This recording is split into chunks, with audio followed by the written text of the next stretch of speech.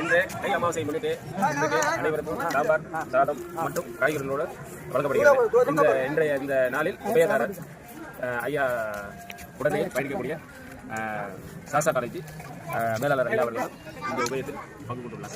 ஆகையால் இன்று அனைவருக்கும் அனைவருமே ஐயாவுக்கு நன்றி சொல்லுங்கள். நன்றி சொல்லுங்கள். நன்றி நன்றி நன்றி. என் கண்டி உள்ள போயிடுச்சு பார்க்கலையா? கேமரா ஆட்டோ நடத்தான் பேசுங்க வாய் சொல்லுங்க.